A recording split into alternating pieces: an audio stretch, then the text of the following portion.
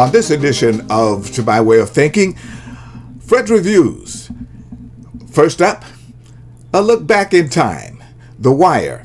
It's a gem for all time. Released in 2002 and ran until 2008 on HBO. This is truly worth taking a look at and reserve some binge watching time for this HBO gem.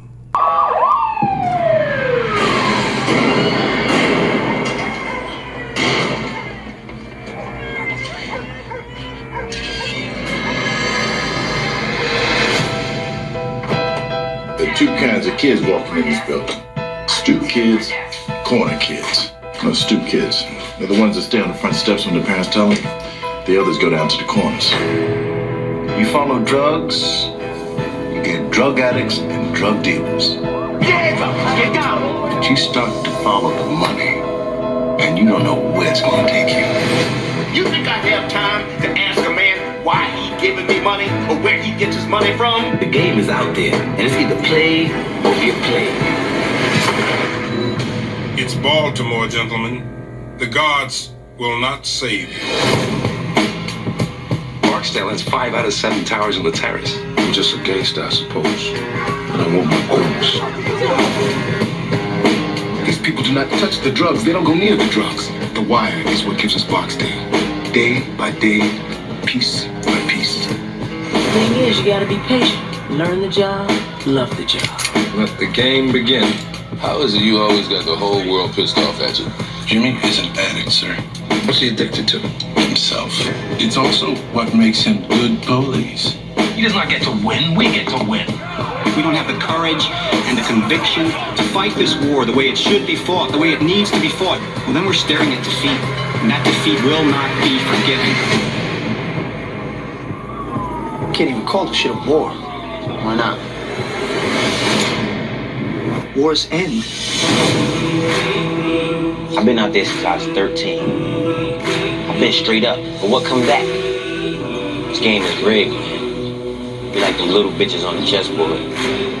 Pawns. You go a long way in this country killing black folk. Young males especially. You're always in the market for a good soldier. This here ain't you. Many of these kids are profoundly damaged. What they've seen, how they've lived.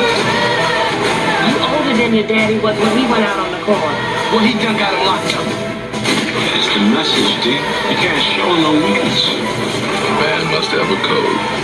You come at the king? The Wire is one of the best TV original series of all time. Underrated when compared to The Sopranos and Game of Thrones, The Wire was the launching pad for many current stars and supporting actors. Say Idris Elba with a Baltimore, Maryland street accent. And then there's Aidan Gillen before playing Littlefinger in Game of Thrones as mayor of the city along with Lance Reddick, the concierge in the John Wick series. Here he plays an up-and-coming hard-nosed police officer just trying to do the job. The first 2 seasons are all about the killers, drug dealers, and kids on the corners of the city who are mere pawns in the game of life, just trying to survive. And then there are the police, arresting, beating, and bending the rules to hold down crime stats and obey the convoluted orders from the politicians who pull the strings. Seasons 1 and 2 concentrate on the characters of our series, on the drug-selling corners, police officers, and politicians planning for the next office. Season 3 adds a different dynamic to the game. Creator-writer David Simon and a slew of directors take us to the docks where the longshoremen have a different set of dynamics in play. They have a paycheck, but the union wants more and find themselves in bed with foreign crooks.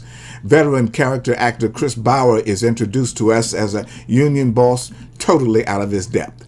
Season 4 and 5 return us to the corners of Baltimore's West Side where the dynamic of the daily newspaper, its writers and editors come into play. Here again, the writing, directing, staging, and acting continue to shine with outstanding performances by Elba, a very young Michael B. Jordan, say Black Panther, Michael Kenneth Williams, Gabinga Aganabe, and his demon of a partner played by Felicia Pearson as Snoop, along with Clark Peters, Wendell Pierce, Dominic West, Isaiah Whitlock Jr., and a transformative performance by Andre Royo as Bubbles. The series, in some ways, makes one want to root for the police, but always knowing that everyone will get what they deserve in the end. Filmed on the streets with historical homages to the city's history and real-life characters, set aside some time to binge this series. It's one of the best for all time. The Wire, released in 2002 and ran until 2008 on HBO. I give it 10 stars. Next up, Moon Knight, released in 2022 from the Disney Marvel Studios. Binge this one at your own peril. Educated man, battling an inner conflict, struggling for balance. Am I like some sort of secret agent? It's a little more complicated than that.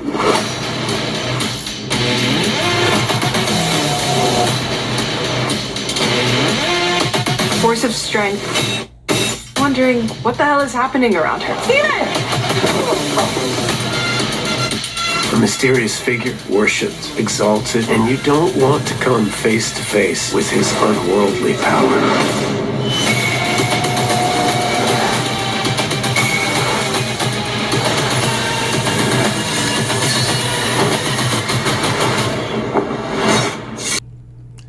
With top-shelf cinematography and good semi-comic acting by actors Oscar Isaac and Ethan Hawke, the direction of Mohamed Diab, principally along with Justin Benson and Aaron Moorhead, cannot save the audience from the absolute fascination that the producers at Marvel Universe have with the multiverse and alternate realities.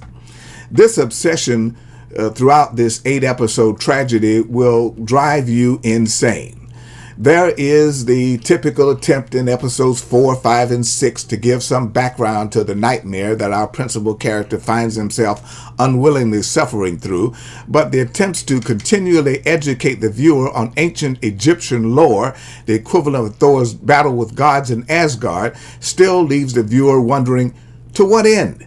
Oscar Isaac takes some producing credits in this money waster, but it is the folks at Disney who greenlighted this mess who are really to blame. Again, a tale with no redeeming qualities, characters with the same and no end in sight, and continuing insurmountable odds. This should not be renewed for another season by Disney, and if it is, you shouldn't watch it. It's frustrating, stupid, and I won't watch it again. Moon Knight, released in 2022 on Disney, 5 of 10 stars. News of the World, released in 2020. News that is well worth viewing. Halt! Stop! Stop! I'm not gonna hurt you! Do you understand English? Sorry, I covered, Friend.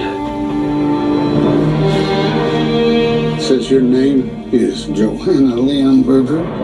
Indians took you when they attacked your family 6 years prior. Her mother, father, and sister were, well, they passed.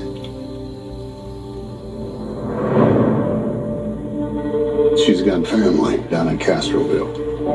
Captain, why are you doing this? She needs to laugh and dream. She needs new memories. It is hard to find a film in the Tom Hanks catalog that is not worth watching, and News, while maybe not in his top 5, certainly ranks among his top 10. Directed and co-written by Paul Greengrass, this tale of Texas after the Civil War carries the grit and feel of a land that is wild, dirty, dusty, violent, and awaiting word from the civilized world to the east that it seeks to be a part of. Co-star Helena Zengel gives a winning performance as the orphan in need of closure with her past and a pathway to a new life and a promising future. While she doesn't upstage Hanks, Captain Kidd, she holds her own with him in scene after tragic scene until the two of them make peace with their pasts and give us the happy ending that we deserved after traveling with them through the Badlands of Texas from Dallas to San Antonio. The music of James Newton Howard, the photography of Darius Wolski, and the editing of William Goldenberg helped to weave this memorable story of the West into one that may best be viewed on a big screen with surround sound. The supporting cast of Mare Winningham, Elizabeth Marvel, Michael Covino, and Bill Camp provide us with the characters rich with the language and expressions of those times. Put this on your should-see list for a relaxing Saturday or Sunday afternoon view. News of the World, released in 2020. 9 of 10 stars. And that's going to be it for this edition of Fred's Reviews and To My Way of Thinking. See you again next time.